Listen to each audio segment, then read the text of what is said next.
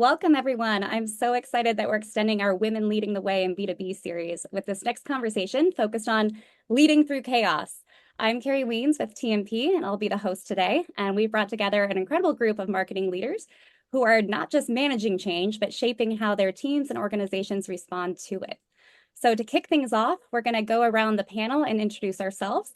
And I'm going to ask each of our panelists, what's one source of chaos you're facing right now as a marketing leader? And what's one thing you personally do to create a bit of calm for yourself or your team? And I'm going to start with Charlotte. Yes, hello, my name is Charlotte Asperheim. I'm the Global Head of Partner Field Marketing at Cognizant, which is a big consultancy company, and based in Copenhagen. And yes, there are lots of changes happening in the way we work. We have a plan, like we talked about, but everything is always changing. And we have new ideas on how we can, implement better ways of working. And to create a bit of comfort for myself and within the organization I work, I am driving a lot of these big changes, and I try to be very available. Don't write long mails. Give me a shout. Doesn't matter where in the world you are. Just call me and have this dialogue going on real time to make people feel comfortable and reduce questions and things like that. And of course, finally, you have to prioritize. You can't do everything. You have to have your 1, 2, 3 list. That was it. Yeah, absolutely. Jill? Sure. Thanks, Carrie. Hey, everyone. I'm Jill Cross. I lead growth marketing at IBM, and I'm based in Austin, Texas. And I would say the one source of chaos that I'm facing right now, similar to Charlotte, we have just a ton of changes happening. And we've started with a major reorg about a month and a half ago. So we're about 45 days in to better align our go-to-market strategy. So a ton of positivity coming out of the chaos, but the team's really needing to, have clarity and, connection with the leadership team and the mission. We were talking about this before we went live. We're all in the midst of annual planning and all of the changes and how we're adapting to the marketplace. And then also at IBM, we are adopting AI everywhere. And as a leadership team, we're really reshaping expectations overnight. And so, I'm feeling this constant tension between moving fast and rapidly iterating, but ensuring that we're educating, bringing everyone along with clarity and purpose. Absolutely. Um, some of the things that I do to create calm is, just creating some moments of pause in my day. So, whether it's just a quick walk, kind of getting away from Slack, getting away from messages. Also, even just putting in earbuds and listening to kind of like a hype up song. I love music and have kind of my hype up playlist. And, just a few, moments throughout the day to kind of reset and then be able to show up with the energy that's needed for, whatever situation I'm about to walk into. What's your go-to song? Oh, there's tons. There's Doja Cat, there's Florence and the Machine, there's, Sophie Tucker. I have, a wide variety of my hype songs. Love it. Michelle? I like those type songs too. Need to channel that. I'm Michelle Frantino. I lead our brand marketing team here at Criteo. I'm the VP of brand marketing. I'm based out of New York. Similar answers from me to Charlotte and Jill. I think the pace of change is my chaos right now. Criteo's at the intersection of commerce and technology, and AI is really powering the next wave of where we go next. So it's a lot to take in. It's a lot for a marketing team. There's more B2B tools out there than there ever has been from a marketing perspective. We're trying to figure out how to bring them in and how to use them, how to make our teams fluent in AI. And it's a lot to digest from a marketer perspective, but also meeting our customers and our clients where we are. I think my moment of clarity for the team and how I bring calm is really going back to the storytelling and is saying, what are we trying to achieve and what's the story that we're trying to bring to market? And I love echoing the ladies here. I love taking that moment of pause and trying to center your team and like to Charlotte's point, getting them on the phone and saying, call me, let's talk it out. I think that brings calm to me as a leader to lean on the team, but then brings the team at center as well. Love it. And Vicky, do you want to round us out? I will. Hi everyone, Vicky McNamara. I am VP of Marketing here at Workday UK, and I'm based just out of London. So if I think about chaos, and we were talking about this earlier, we're in planning season in Workday. And I think with everything that what my colleagues have said, it's the marketing that we've been doing is not the marketing that's going to take us forward for the growth. And so it's not planning in its usual sense this year at Workday. So having to look at, in a matrix organization like Workday, looking at so many different data points, the health of the business imperatives, what's happening within our audience, the marketing performance, and in a matrix organization, that is complex. That's really complex. So it's trying to bring all that together to have that clear vision and that clarity on where we're going and how we're going to deliver the growth. So how do I do that? So in terms of staying calm, it's a bit like what, you said, Jill, it's taking, I think being as a leader, it's really important to pause. It's really important to pause and just really look at all the different data points and have the conversations with all of the teams in marketing that are helping to generate this pipeline. Just to make sure that I'm just making the right decisions, make right decisions with a good intention that's really going to deliver the value. And that brings me calm, and that helps my team and the wider team have calm as well, because we're confident. We're confident in the decisions that have been made. Absolutely. And Vicky, I'm going to take what you said about complex and move that into our discussion today. So I'm going to actually start with you for our next question. We know that B2B feels more complex than ever right now, when everything around you is unpredictable. How do you help your team stay focused and what matters? So yeah, that's a big one. So it's great at the moment as we are looking into the planning and how we can bring everyone onto the journey with us. And what you said is there's lots going on. There's the longer sales cycle, there's huge macro trends, but also the expectations keep on going higher. There's a big expectations on marketing. We are the growth engine, and when there is macroeconomics, we need to step up more. So how I do it, and people always, say, oh, a plan, but really, honestly, a plan is the most powerful thing. And that's something that I always used going through chaos, is just to confidently lead with that right plan. So, and that's integrated as well. So based on, again, using the data, where actually can we win? Where's the pockets of opportunity? Where can high percentage to sell, high percentage to win, etc. And then having that plan is that growth, because we are the growth engine. Sometimes we shouldn't get distracted from that and get distracted with short-term measures, as actually think about we are a big tanker with many things happening. And if we get distracted and flip too much to the chaos, then that will impact our future pipeline. That will impact our customers' experience. That will impact bigger opportunities by going short term. So it's really, for me, that's the bedrock, that's the North Star. And then we turn it up if we need to, and then we turn it down if we need to, but we don't move off that North Star.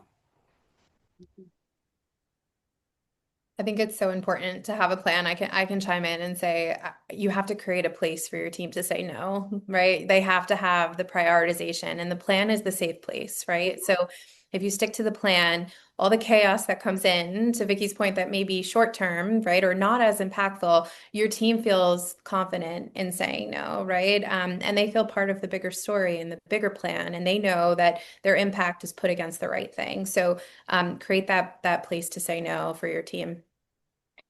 I 100% agree, and it sounds very nice to be a part of your ship, Vicky, but also to stay true to something that Jill said. I think with Jill that said you have to what story are we trying to communicate, and that you should stay so true to that. But then during the year, there might be new technologies, new ideas. So, for example, we have started to, we have white papers, and then we record them as podcasts as well. Different people want to digest our stories in different ways, and that can kind of come on top of these great story, our mission for the year, and then you can use all these new ideas and technologies and channels, but really stay true to the story and the strategy. And like Vicky said, how are we going to win and reach our target audience right now? Yeah. Yeah. Yeah, Go ahead. sorry, I'll round us out. Just in terms of, kind of creating some, energy and rallying cry for, my team on the changes that we drive, right? Where we are the tip of the spear and we're the catalyst, while staying anchored in, the same points Vicky, Michelle, Charlotte, you were talking to, the things that won't change. Our mission doesn't change. Our Exactly. focus on our outcomes don't change. Mm. Our client first mindset don't. Those are the elements that don't change, but we have this opportunity in this space to go and be empowered and, think about things differently and reimagine things differently. It doesn't mean that the plan goes out the window. The plan is that anchoring point, but it does just create kind of some of that creative space in the midst of complexity and chaos. Yes. But I do want to talk a little bit about the things that do change. So when things shift quickly, such as like the economy, org changes, new tech shaking things up, um, share a little bit with us, Michelle, on what's like a time when something outside, forced you to rethink your strategy, and what did you do to adapt? Yeah, absolutely. Such a great question, and it's so timely this year to be talking about this. So I'm in the retail space here on the Criteo side. So a few months back, when tariff news was introduced, our U.S. retail clients were facing cost pressures and changing plan and changing course, quite honestly. And I will never forget the day where most tariffs were announced.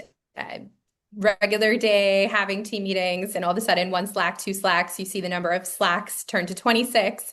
And I'm like, oh no, what is happening? And there's this feeling I'm sure we all get on the B2B side of, oh my goodness, things change so fast. What's going on? Had tons of salespeople reaching out saying, have you seen this news? What do we do? Can we jump on a call? Right. And automatically, when things like this happen, I think there is a sense of chaos, right? Inside our organizations. And I think it's normal because so many people care, right? And the sales folks, where they're calm, where they're steady, right? They come to us when there is external chaos outside of the company and walls that they work in. And I remember a series of different calls that I had that day, right? And part of it is understanding the situation. Obviously, there is the macro, turning on the news, understanding, digesting what's happening economy-wise. And then there's getting on the phone and hearing from the salespeople and digesting the news of what's happening with clients and what are they saying, right? And it's being calm in all of that, and it's doing a lot of listening. It's doing a lot of intaking. And then to come out the other side of it and say, okay, where are we with a plan right now? We understand what it means to clients. Their priorities are changing. Maybe they're shifting in focus. Maybe they're moving to more efficiency and resilience in a lot of where they're spending their money. And as a marketing leader, you digest all of that, right? And then go back and you look at the levers you have to pull. I think the biggest one being that you have to go back to what is the flexibility that I have in my plan, right? What can I do in this moment to change course? How do I meet the salespeople where they are? How do I meet our customers where they are? And how do I become part of the conversation that's happening in the wider environment right now? How do I push the brand into that realm, right? With also being empathetic to what's happening, because this is a larger impact, right? Outside of our retail bit, it's also, it's consumer impact too, right? And there's a lot to weigh out within that. And I go back to the tried and true of making sure that you have flexibility built into your plan. So when you're in this moment of planning right now, you always give yourself a little wiggle room, right? And you always make sure that there's some team capacity or there's some unspent budget because you may have to turn something on that you didn't know you needed, right? And those are the moments that help us as B2B marketers navigate through and making sure that we're adapting our messaging to really be in tandem with what sales is feeling and what the customer needs at that time. So that's of recent memory. I'll never forget the day. I know exactly how it went and every meeting I had on the back of the announcement of a ton of tariffs hitting. And I think it's moments like these that make us better leaders, right? I think those are the days that we think back to when something else happens and it feels chaotic, and how do we navigate through it? I love that. I like change management, anything around transformation. Those are topics that, we all kind of live in our day to day. And of course, my algorithm is like feeding me, all of these articles and topics. And like Michelle, that's a case study out of this like Harvard Business Review article that really resonated where how like when you're taking advantage of kind of the space and the opening that, chaos and complexity Mm. opens up, and having kind of a shovel-ready plan where there might not have been opportunity to test new ideas or push forward an initiative until this moment, where you have kind of a loosening of red tape or some resistance. You have kind of the rest of the organization looking at you saying, what do we do? How do we respond to these client demands? How do we respond to this market demand? So I feel like that's a case study out of this article, in how to, really adapt and respond to those moments. With at IBM, my example is a little bit more of a slower burn, but we have been struggling for years with a pretty clunky tech stack, inefficient marketing and sales processes, pretty messy client data, probably topics that none of you marketers on the phone, have to deal with. But I know that is in all of our day to day. But with an organization the size of IBM, we were kind of doing quick fixes, band-aids, and it was really time to totally readdress, our go-to-market. And we had a string of recent acquisitions, and acquisitions within, companies are their own source of complexity and chaos. But this was the perfect moment to really use the acquisitions as, kind of a Trojan horse, if you will. So adopting their best practices to like really finally rethink our go-to-market strategy and how it's underpinned with technology. So it really created this perfect storm to unlock transformation. So what started with just a kind of technology conversation, it has now evolved into a full-scale reorganization, which I mentioned earlier we're going through. It's driving conversations, cross-functional alignment across sales, marketing, product, our ecosystem, our CIO's office. Like it is full scale, touching every part of the organization. And, it's messy, right? Transformation is messy.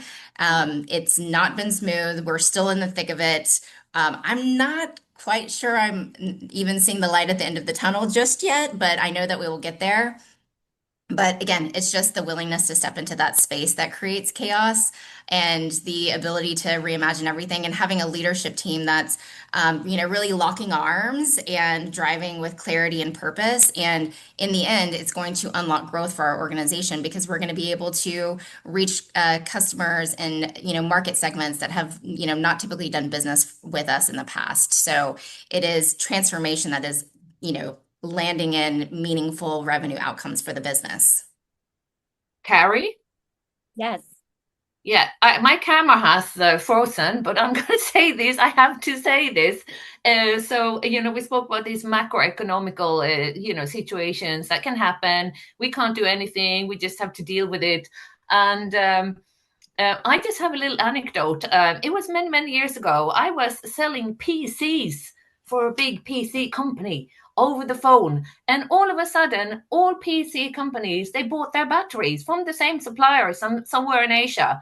And I had to call all my customers, and it was hundreds and hundreds of PCs, and it was so embarrassing. But then a leader reminded me of that all PC companies are in the same situation. And sometimes I remind myself when the chaos comes, and now you spoke about tariffs, and yeah, it can be anything, and then I think that we are all in the same boat, and that kept me going when I called all those customers about these DVD burners or whatever it was, but I just kept, I'm not the only one here, it was just, yeah, motivated me anyway. Yeah. Well, I can say, Charlotte, you posed at the perfect moment to be able to have your camera freeze. You look great. I know. Thank God. Vicky, do you have anything to add? Yeah, I just love all this conversation actually, and I think I agree, Charlotte. There's as leaders, there's always going to be something that we have to adapt to, that will destabilize. We've gone through a transformation in Workday, and completely agree, Jill. We're still on that journey. Transformation is really hard, but just accept that, and it's important that you're transparent with the team. And I think that's the biggest thing. I think when you are creating transformations, one of the learnings that I've had is it's not going to be perfect. It's not. And so the team, just be clear, the team is not perfect, but collectively, let's keep on talking, let's keep on working to make sure we're feeding back on how we can make it perfect. Like in Workday, we're trying to break down silos. That's huge in a company of ours, even more in yours, Jill, to be honest, and that is hard work, but it is about the transparency, about the communication, bringing everybody onto the journey with us as well. And just know, as leaders, it's not perfect. I know it's not, this is phase one. So let's collectively work. Let's take what's in our control and let's try to work collectively to make it perfect so we can learn and adapt and get to that North Star that we want to get to. And that's something else, as you said, Michelle, as well. I completely endorse give yourself some headroom, and I always keep, and if my team's on the call, they know this, I always keep a little bit of my budget hidden. don't discretionary. Don't tell discretionary, right? Yes, and for moments like that, because there will be something that we do need to, boost, reinvest into something else, and we just need that flexibility. We really do. I hope none of our CFOs are I listening in right now. They're like, oh no, we need to check the couch cushions. Yeah. Some of the best advice I was given, and I think I'm reminded as we talk here by a mentor that I absolutely adore, is that as a marketer, you can't control the disruption, but you can control the clarity that you bring to the situation. And I think that's a big part of B2B marketing. And I think sometimes we forget to remind ourselves and give ourselves the grace that it takes a lot to do that. And it takes so much, right? And I think I'm hearing from this call from all of you that there's a certain level of empathy too that we as female leaders bring to that, which I think makes all of our companies better. I'm going to carry off of that empathy train a little bit and say, even with the best teams, right, we can feel the strain when resources are tight, expectations are high. So now I want to go around the panel and just please share one thing you do to help your team stay motivated, help your team look for innovative ways to do things, help your team feel aligned when all that pressure is going on. Vicky, I'll start with you. Gosh, yes, there's always pressure, isn't there? And I'm sure most listeners today are sort of experiencing that. So a little bit like what Michelle, so I don't think I steal this from you, Michelle, but it is clarity. It's what really does matter. And, work and personal life are really blended now. And so everybody in their personal life and their work life just wants to feel like they're achieving something and they're part of something bigger. And so I think part of that is just having that clarity. And in Workday, it's pipeline. To be honest, pipeline. It glues everybody together, not just everybody in marketing, but everybody in the business as well. It's the language that everybody understands. And there are some parts of marketing that aren't connected to pipeline, the email engine so much, that has to work through field. And so if you can all have that one metric and you bring everybody on board, they're feeling they're part of the business success. Their role helped do this. And that just for me helps bring motivation into my team, glues everyone together, and they're just part of something bigger. Michelle? I think I'm going to go for collaboration. I think that in the way that the workplace has even evolved, right? There's so much of the time where, we're behind a screen and we're alone, right? And I think a sense of collaboration is something that as a leader, I continue to push to the team to keep them motivated. And say the words out loud, you're not alone, right? This assignment is an open book assignment. Phone a friend, right? There's tons of people around you. And I think as marketers, oftentimes we carry this, we carry our work and we carry the ask, may come from sales or products or whoever in the organization, as our task to solve. And the reality is that at our core, we're storytellers, we're amplifiers, we're strategic thinkers, and there's a bunch of creativity, but we may not always be able to go alone. We may need to bring the right folks from the organization with us to achieve that goal. And I think that the remote work has potentially made us forget that, right? So I am continuously try to hammer home to the team, phone a friend, call me, reach out to the people across the organization. No one's ever going to tell you no, right? And I've seen great outcome off the back of that. It is a mentality of there's tons of people here to help you get that work done. It's not ours alone to solve in marketing. Yes. Charlotte? Yes. Yeah. So first of all, I think it's important, when you create your teams, that they're not just different skill set, but also different personalities. So everybody's not just like super hype, but there are some calm people as well that can calm you down when, the chaos hits the fan that we are talking about. But then I was also thinking about, when you have been around for a while, you have also bumped into different cultures on teams, and some teams have really been open, there has been an open dialogue. Although the big boss is at the table, you've been able to share your new ideas and you have identified this problem that you could fix easily, but you just need to tell him or her, about this, and to create this a positive culture. When the winds are not blowing the right direction, I think it's even more important to have a friendly, warm culture that also encourages everybody on the team to pitch in with ideas to solve different kind of challenges. Yeah, I mean, I echo all of those sentiments. I mean, I think as leaders and maybe within our teams, our teams are looking to us and, to the wider leadership team sometimes for answers. And the reality is, y'all, that we don't have all the answers, and it really does. I mean, just echoing Michelle, Vicky, like what each of you all said, it's the collaboration, the conversations, connecting the dots, having the North Star, the clarity of outcomes. And also just a reminder to all of us that, we need to be drivers in our own career and our own stories and not passengers, be the hero of your own story. And, reach out for help, peers and leaders and interns and, all of those perspectives just make teams stronger, organizations stronger, and will really help in your career growth. Yeah.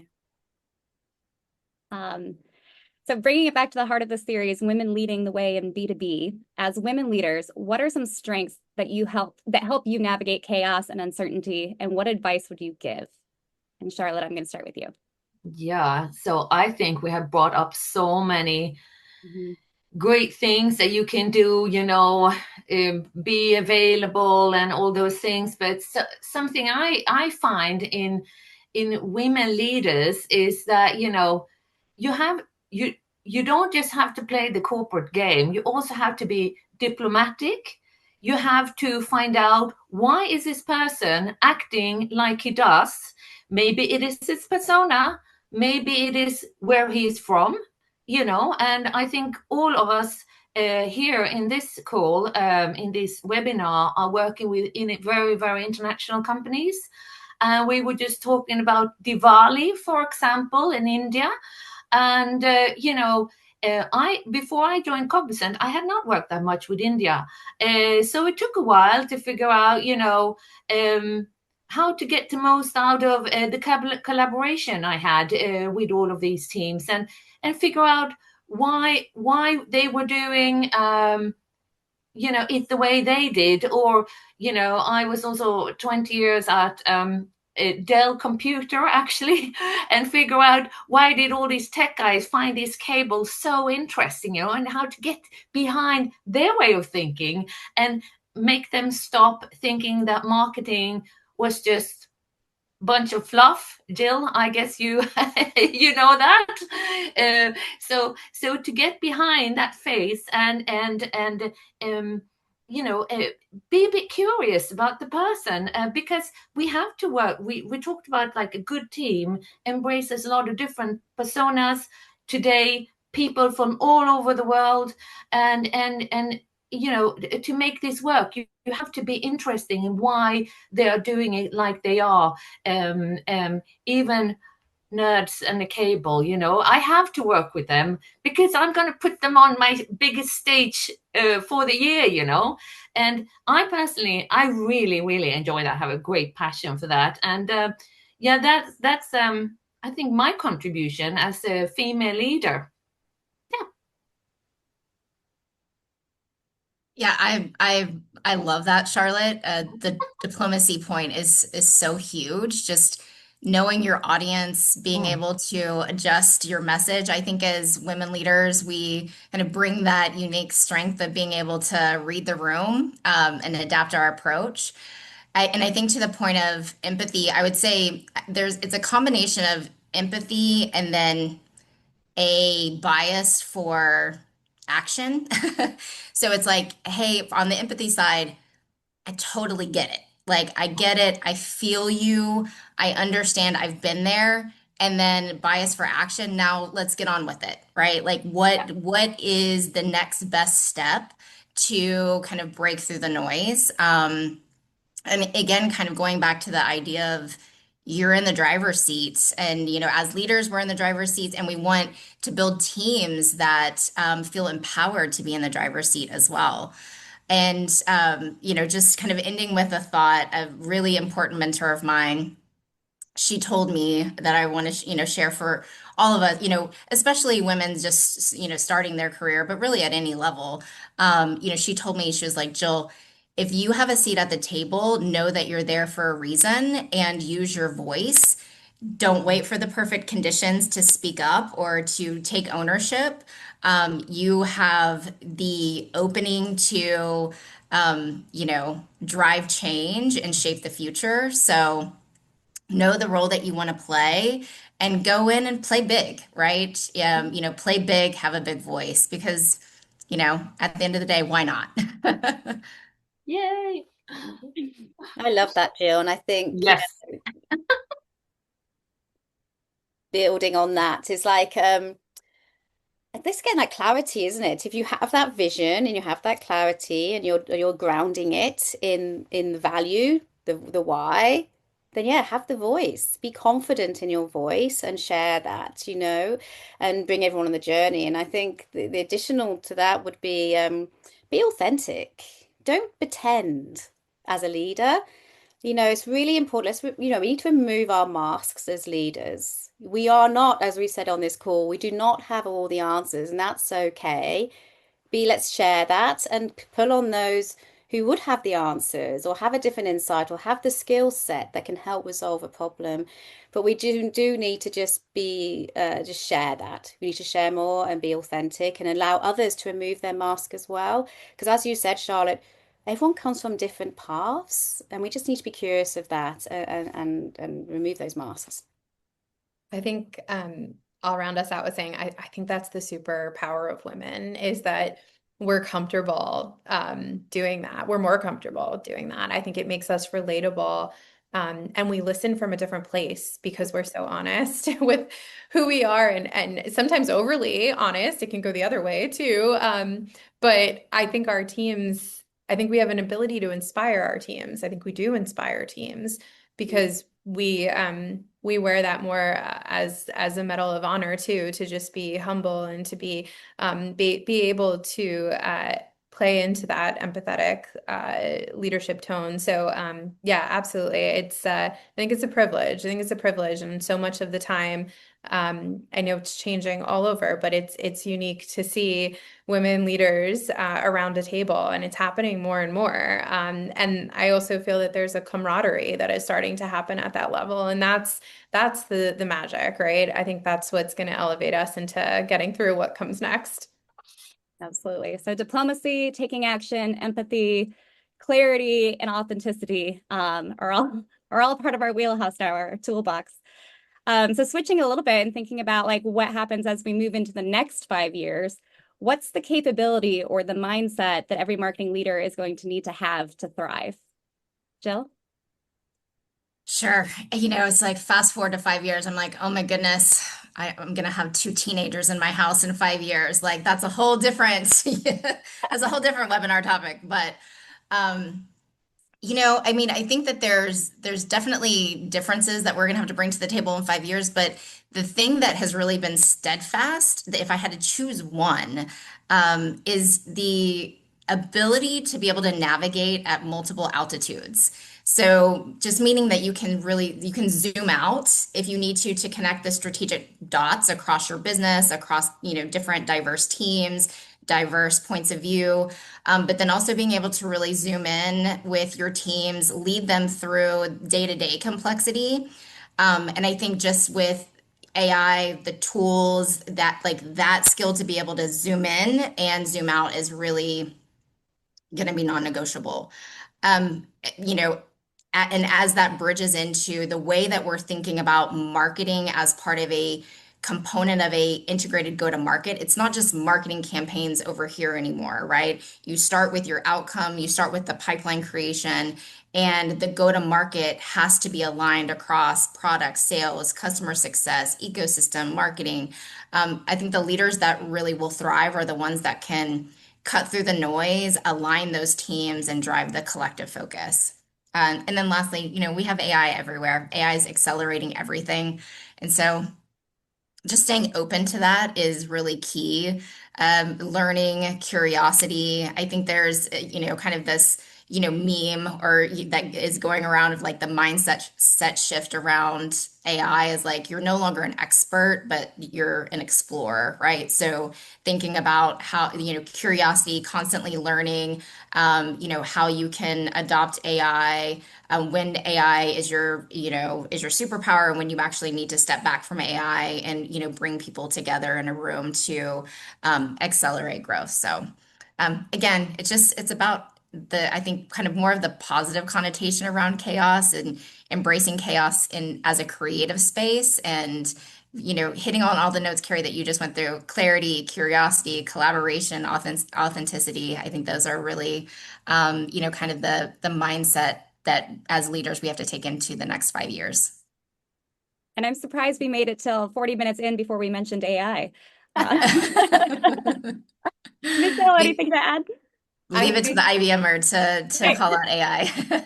Yeah, the same here actually. And I think 5 years, gosh, we're already now having to rewrite a lot of our models now. The decisions are being made in different channels. The influencing of our buyers is in different channels. So to get to where we could be in 5 years, we kind of have to rethink, don't we? We need to understand our buyers. To be honest, I'm not 100% hand on heart. Do we truly understand our buyers today? And how they are making decisions, where they're going to get influenced by those decisions. And that's going to influence our channel strategy, our content strategy. So that's a big kind of thing in my head at the moment, is trying to get ahead so we're not left behind, to be honest. Because, we all know generative search is and AI is faster than anything we've seen before. So for marketing, it's don't lie down and put your head in the ground. It's embrace it, actually. We really do have to embrace it, because what AI will do is automate a lot of things for us, but it allows us to get closer to the customer. So you mentioned you're being curious, design thinking is going to be critical. Creativity, critical. Collaboration, really important. These are things that we need to work through AI with those unique human skills that we have to really think how we are going to think about our landscape, connecting with our customers and influencing in very, very different ways.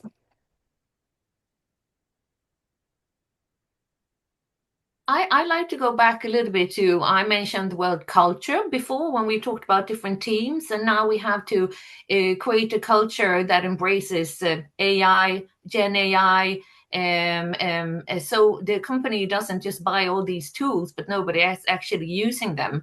And I was speaking to one of our ladies in India, and she was rolling out AI to 35,000 people in India. And I was like, wow, so her job was actually to create this culture for these teams to really embrace and start to experiment with these tools, because we don't really know what they can do. And on top of that, to make the entire company embrace these tools, we had these huge AI hackathon. So they gave they supplied us with different coding tools for depending on what department we were in. And for marketing, we had Lovable, which was on our level. And you could go and do a web shop or just play around with websites, translate things that we have spent a lot of money and time on before. Translations in Europe, for example, always lots of opinions on that. But it really pushed everybody off the cliff, including me. We got into the Guinness World of Records for the largest hackathon in the world or something like that. Yeah. Oh, amazing. That's awesome. Yeah. I am going to save some time at the very end for audience Q&A, but before we get there, I did want to go back around the panel one more time and just, to close out this idea of chaos, living in chaos, how we move to coherence. I do just want to see if everybody can share one step each of us can take this year to create more coherence in that chaos. And I'm going to start with Michelle. I'll go with we have to invite each other in. We got to pull each other as women into rooms. We need to create conversation with folks that we think, go back to collaboration, think that can help us get our jobs done, that can answer questions, and not go alone as leaders right now. That's good behavior. Like, we need to be taken along as leaders at the companies we work for, and we should demand that. And we should bring our teams along too, because everyone right now is going through it. We're talking about it on this call. We've just met a couple of weeks ago, and we have so much in common that we can relate to each other on. And we have to drive that energy back into our organizations and our teams and create that healthy environment of pulling people into rooms, not going alone. Vicky? I think one of the words I've heard a lot today is sort of clarity. So it's to take the time to be clear on what really matters to you as a leader, what really matters to your team, and just really anchor it in the business, because that will give you the confidence to really show up more and have that voice at the table. And then thinking about the softer skills of leadership, just be really authentic. Just bring your true self to work. Be very honest about what maybe isn't your strengths. Be clear what your strengths are, because you will then create more cohesion and support across your team. Yeah. Charlotte? I don't know what to add. I think clarity, and then use the word priorities, because sometimes there are just 100 priorities, and then the leaders needs to help. You have team priorities, and then you ask your team members to focus on what they can influence, what they are good at, so they don't start to think about all the problems in the world and the company and stuff like that. But yeah, by the end of the day, you need to take one step forward every day, like Jill said before, so yeah, clarity and priorities, and love the honesty as well, Vicky. Yeah. Yeah. Yeah.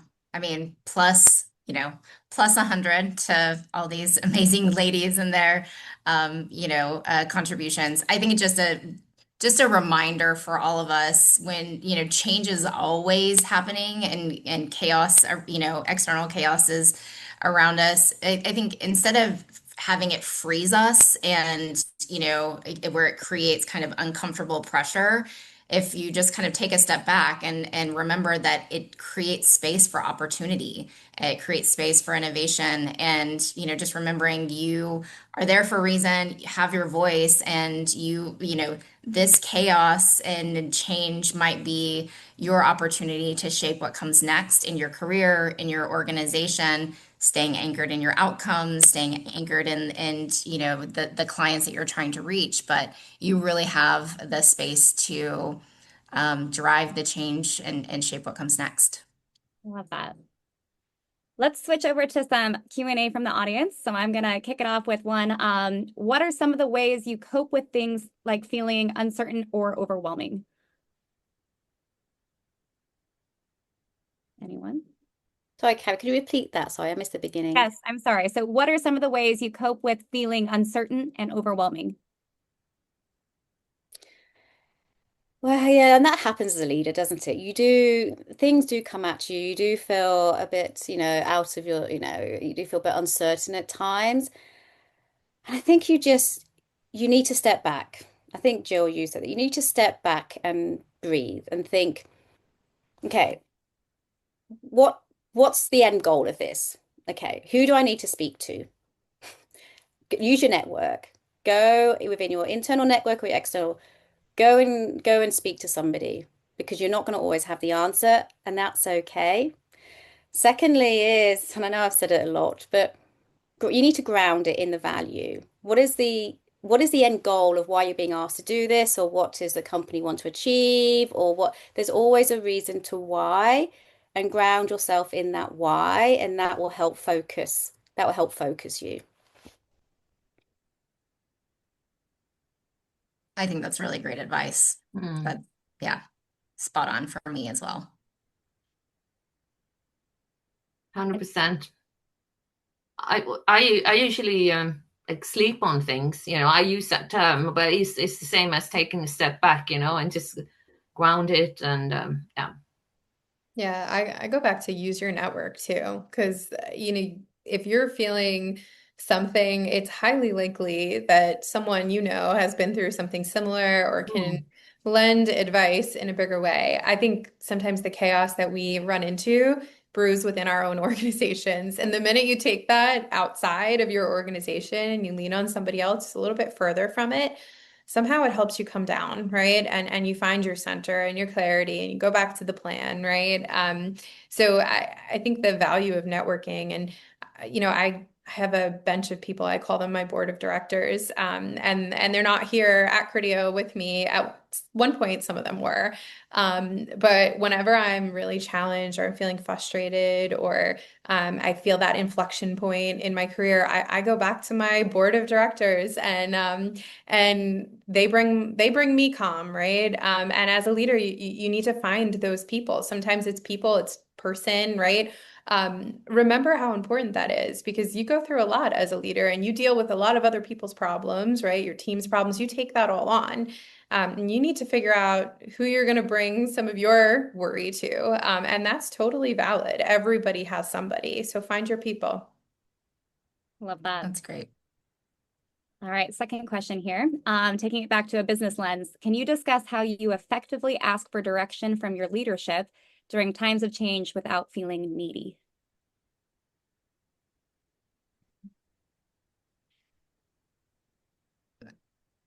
That is a really interesting question. I think if I were speaking to someone on my team that was struggling with something, I think just, recognizing that, hey, maybe this isn't as clear. Sometimes as a leadership team, you kind of know how all the sausage is being made, if you will. And, I think always asking for context and clarity has you show up differently with your leader. So I think just leaning into not a negative connotation of being needy or needing something that someone else doesn't is just like, hey, I really want to be part of this. I really think that this is something that, I'm passionate about. I want to be really super clear on the context where this is coming from and clarity so I can help you, leader, drive this change. So, I would just brush any of that neediness and feeling off your shoulder and step into it and be confident in the questions that you're asking. It's our jobs as leaders to provide that clarity. Yeah. Yeah. And find your safe place in how you ask the question, right? Because no one's ever going to get upset with you saying, I want to be clearer so I can distill this into the organization and help to clear up this problem or that problem. Like if you approach it that way, no one is going to say, I don't have time for this, right? So think about your phrasing too, because that's your role as a leader, right? There's a cascade effect, and a lot of the ladies here have bigger organizations than me, and I feel that within my organization, right? If we're unclear, that it's a trickle down, right? So if you ask it that way, I don't never think that your leadership is going to be annoyed or feel that you are being too needy. Yeah, I have something to add to this as well. Yeah, sometimes, I've always been working in companies that are really, really big, but I've still always felt like an entrepreneur. I see this little thing there, and then I go to the boss. This kind of really addresses the question here, and 2 times out of 3, they're very positive. Yeah, go and do it. And then the third time they might think, nah, drop that. But I mean, just like you were saying, Michelle, just share. And we also spoke about that before, that the leaders can't see everything. People on the ground needs to contribute. Yeah. And I love that bit, and I actually endorse everything that my panelists have said. And I just picking up on your point, Charlotte, it's like that's also something that we need to talk more about. We don't know everything. We really do not. We can't keep above everything of what's going on down below, to the sides, up above, etc. like that. So if you feel like you're going into a meeting being needy, the question or asking for something, again, it's what you said, it's just clarity. Just ask questions, be brave and ask a question, I think is the first thing. And what is the impact that maybe the person you're speaking to doesn't know? I just had that actually this morning where our sales organization is increasing, marketing is not. My head of the UK, he didn't know that. And he didn't put that part of his 3-year plan. And I explained to him, well, this is the impact actually. So I need to not, I need to know we need to work together to create a model that's not going to cover the whole of your business. I need to go on where the opportunity is. So it wasn't really sort of going in with I'm a flat resource. It's very much of we just need to work together now. I need to ask you some questions. We need to work together because this is the state of the business and we need to come to a solution together. Yeah, and remember, if you're asking questions, and as a leader, whenever I hear different questions, I'm like, this person is probably not the only one that has this question. Where are we missing in terms of enablement, upskilling, setting the context? So it is really important, be brave and ask the question because it will probably help your, other teams and people that are sitting right next to you as well. All right, one more question before we wrap it up. How do you deal with difficult people or even sexism in your team, but also at your level or a higher level?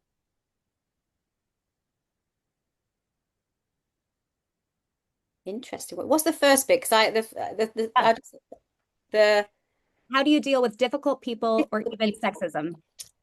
Well, I don't think there's anybody that wakes up in the morning and goes, right, I'm going to be difficult today.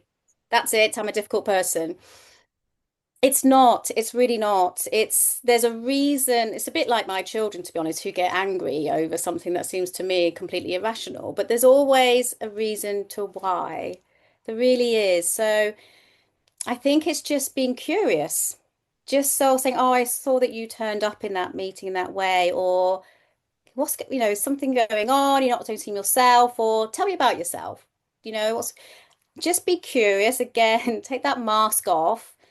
People don't, there's always a reason. They could be something in their personal life. They could be feeling a crunch. Again, we don't know everything that's going on in the business. There could be a serious crunch in the part of the business, and that person feels under threat. So they are, like a bulge.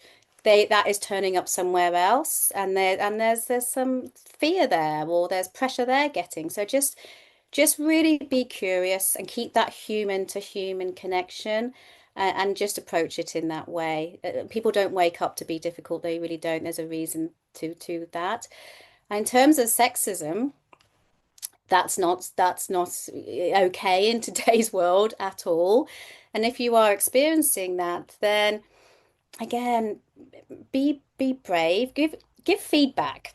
That's another thing as well that starts to create toxic cultures within companies, is when there isn't a feedback culture. Some people that might not even realize what they've said or done that has been then taken in that way. So I know it's hard. I know it really is, but do ask for a coffee and share how whatever happened made you feel, and just have that one-to-one conversation. I would suggest you do it outside of the workplace, so it's not seen as a meeting. Just ask to go for coffee, or coffee and a walk. Walk's always good. And just have a conversation. Just have that conversation with them. Yeah, I think that is really great advice, Vicky. In addition, when we're all in situations where you overhear something, or it's just like the tone is just not hitting right, and we are really encouraged in our workplace to be upstanders, not bystanders. And sometimes it can help deflate a situation when you have someone in the room where that tone or sexism or whatever is not directly on you, but you're kind of seeing it play out, and you step in and say, "Hey, what's going on here? Like, how can I help?" To start to address it, being an upstander, diffuse the situation.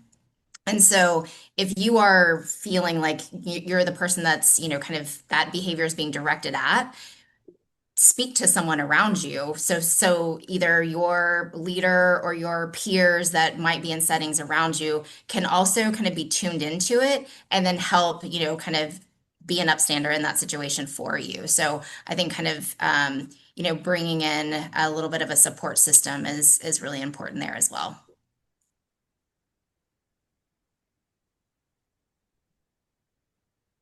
Charlotte, Michelle, anything you want to add? I'll back everything that Vicky and Jill said. I think, so much of the time, going back to the sexism bit, we may feel something and it's actually not intentional, right? But it feels off, right? And I've for many years have had male bosses, and have worked in supporting sales folks that have been more male in numbers versus females, and oftentimes that's alienating. It is, right? And it's not intentional, right? But it feels not right. And sometimes within that, there's a tone that is different, right? I think there is a different female tone. Sometimes it's just what we can relate to, right?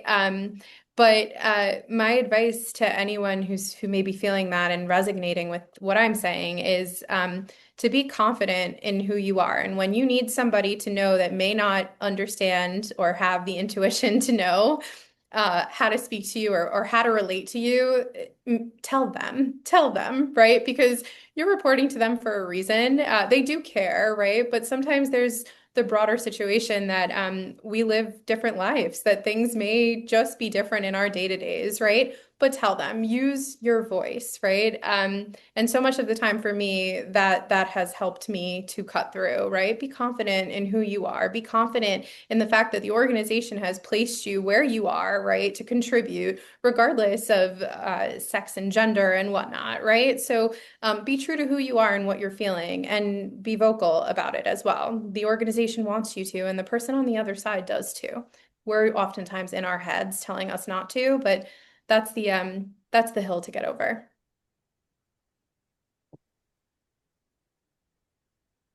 Yeah, well said. Charlotte, I saw you go on off mute real quick. Did you want to get a last word in? No, well, I mean, regarding this last question,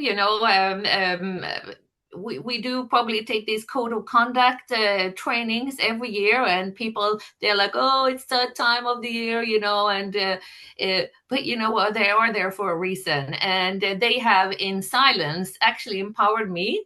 I have never used it, but it's really nice to know that everybody is taking that code of conduct. So when people moan about it, I stand up for code of conduct. That's all. Yeah, absolutely. Well, thank you all so much. We're going to go ahead and close the session today, but really appreciate you sharing all of your experiences and your honesty today. And to our audience, if there are other questions that you want to send through, I'm sure these ladies would be happy to answer them separately. And we're looking forward to this continued series. Thank Thank you. you. Thank Bye, you. everyone. Thank you. Everyone.